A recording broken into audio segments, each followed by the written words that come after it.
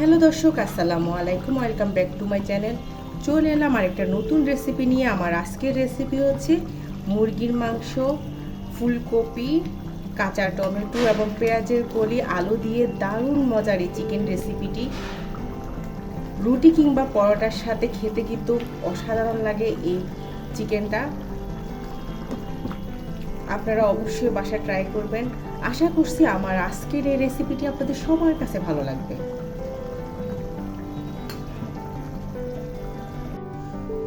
মুরগির মাংস রান্না করার জন্য চুলে একটা প্যান বসিয়ে দিয়েছি। আর এখানে আমি একটা মুরগি নিয়েছি। মুরগিটাকে আমি আমার পছন্দ মতো ছোট ছোট সাইজ করে কেটে নিয়েছি। কেটে ধুয়ে ভালোভাবে ক্লিন করে নিয়েছি। তো আমি আজকে মুরগির মাংসর সাথে আমি যেটা দিব, কাঁচা টমেটো আর ফুলকপি, আলু দিয়ে এই মুরগির মাংসটা রান্না করব। তো প্রথমে আমি প্যানের মধ্যে দিয়ে দিচ্ছি 1 কাপ তেল। তারপর দিয়ে দিচ্ছি 5-6টা এলাচ, 2টো লবঙ্গ এবং 2টো পেঁয়াজকে কুচি করে দিয়ে দিলাম।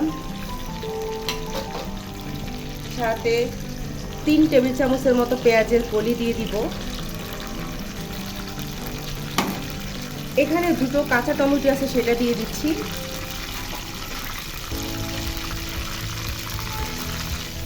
দিয়ে এগুলো একটু তেলের সাথে ভেজে নিচ্ছি।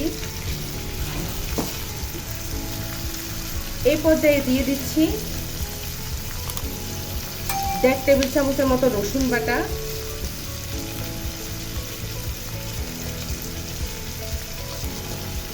1 টেবিল চামচের মতো আদা বাটা। তো রসুন আর আদাটাকে একটু ভালোভাবে তেলের সাথে ভেজে নিচ্ছি, যেন রসুনের কাঁচা গন্ধ চলে যায়।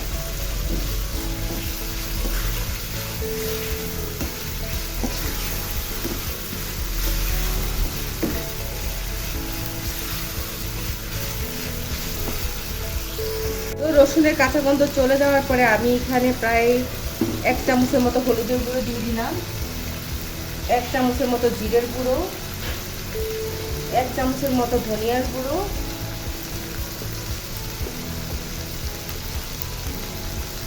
1 চামচের মতো মরিচের গুঁড়ো,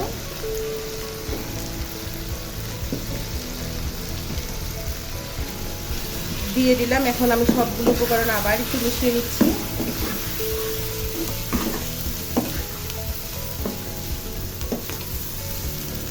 এখন আমি লবণ দিয়ে দিব। তো এই পর্যায়ে আমি একটু লবণ দিয়ে দিচ্ছি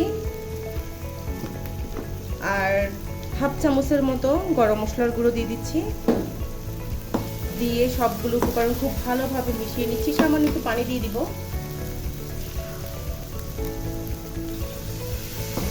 মশলা যেন পুড়ে না যায়, এই জন্য সামান্য পানি দিয়ে দিলাম।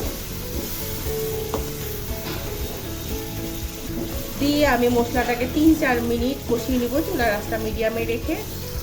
তো মশলাটা 3-4 মিনিট কষিয়ে নিয়েছি। কষিয়ে নেওয়ার পরে আমি এখানে 3টে তেজপাতাকে ভালোভাবে ধুয়ে দিয়ে দিচ্ছি আর দারচিনি দিয়ে দিচ্ছি।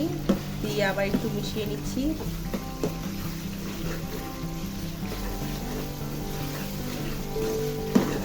তো মেশানো শেষে এখন আমি এখানে প্রায়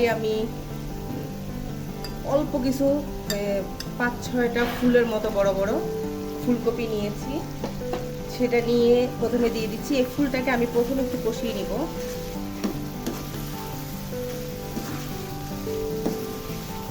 এই ফুলকপি দিয়ে এই মুরগিটা রান্না করলে খেতে কিন্তু ভীষণ মজা লাগে। আর শীতকালে কিন্তু ফুলকপিটা অ্যাভেলেবেল পাওয়া যায়।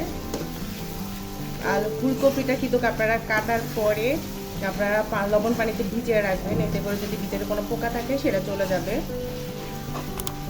তো এই ফুলকপিটাকে আমি 2 মিনিট একটু কষিয়ে নিব।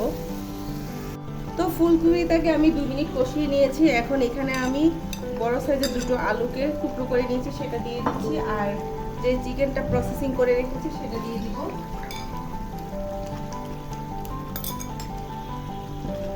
এখন আমি সবগুলো উপকরণ খুব ভালোভাবে মিশিয়ে নিচ্ছি।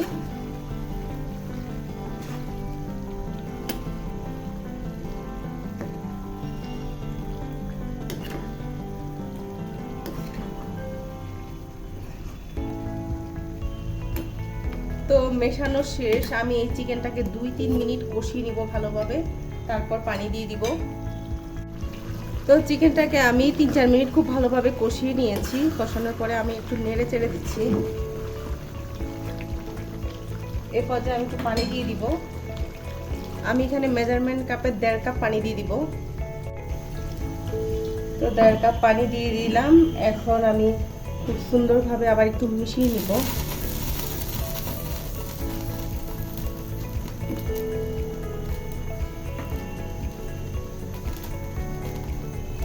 তো মিশিয়ে দিলাম। মিশানো শেষ হলে আমি এখন একটা বলকের অপেক্ষা থাকবো। একটা বলক উঠে গেলে আমি ঢাকনা দিয়ে দিব।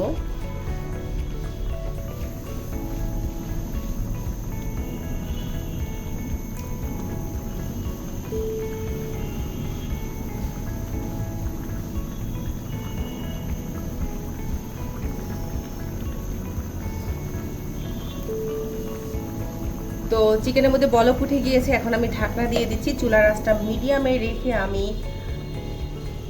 যতক্ষণ পর্যন্ত চিকেনটা পুরোপুরি সেদ্ধ না হবে ততক্ষণ পর্যন্ত অপেক্ষা করব। তো কিছুক্ষণ রান্না করার পরে আমি এখন ঢাকনাটা তুলে নিচ্ছি। আমি কিন্তু অফ ক্যামেরা এই চিকেনটা বারবার নেড়ে দিয়েছি, না হয় নিচে লেগে যাবে। তা আমার চিকেনটা কিন্তু পুরোপুরি সেদ্ধ হয়ে গিয়েছে, দেখুন একদম নরম হয়ে গিয়েছে। আর ফুলকপিও ফুল সেদ্ধ হয়ে গেছে, দেখে বোঝা যায় একদমই নরম হয়ে গেছে। আলুও সেদ্ধ হয়ে গিয়েছে।